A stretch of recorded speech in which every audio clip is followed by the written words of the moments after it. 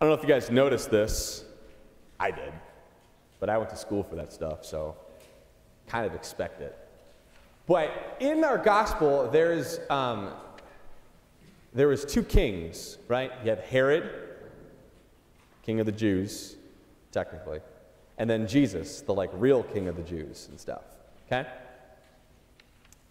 Now these Magi, they came and they presented themselves in front of both King Herod and Jesus. But those greetings that were presented were different for each of them. When they came to Herod, they're like, hey, Herod, we're kind of here. It was just kind of like an exchange, right? But when they came before Jesus, they prostrated themselves on the ground, doing him homage. A huge difference in greeting that the Magi gave Jesus as opposed to Herod. Now, why is that?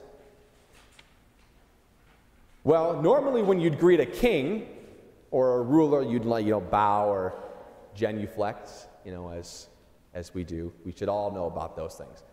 But what they did is they prostrated themselves, like they fell down to the ground, right? That's not, that is something you can do for a king, but it's something you would more so do for a god, right? Someone higher than a king, like a godly figure. And that's what these Magi, actually we don't even know if there's three of them. That's just kind of what's been assumed over tradition.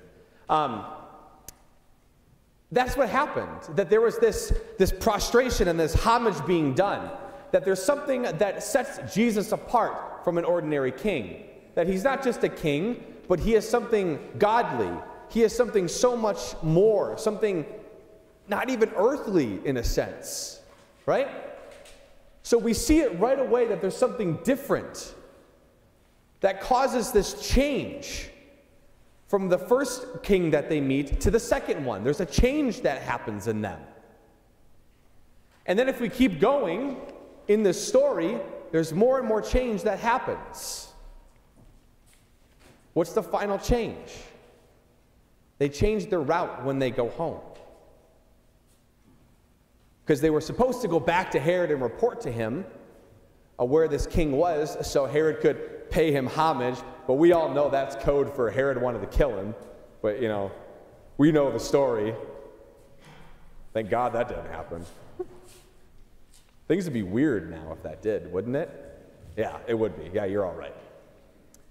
And so they went home a different way. They were changed. That experience, that encounter that they had with God, with the newborn Christ, changed them to where they couldn't just go back the normal way that they were asked to.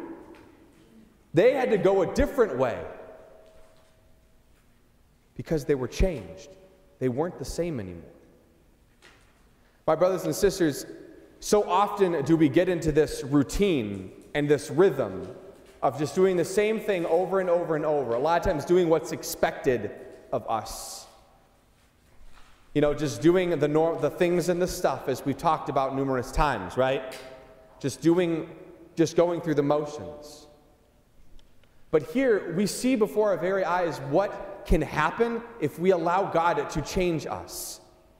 Because every single time that we encounter the living Christ, when we encounter God, we are not the same. We literally receive the body and blood, soul, and divinity of Jesus Christ. So if we think that we're the same after doing that, then shame on us. Because we aren't. So the challenge for us is every single time we come and receive the Eucharist, we should leave here changed. Because just as the Magi came, prostrated themselves, did homage to the King of Kings, to the God of Gods, to the newborn Christ, as they did him homage and they themselves were changed and they left a different way.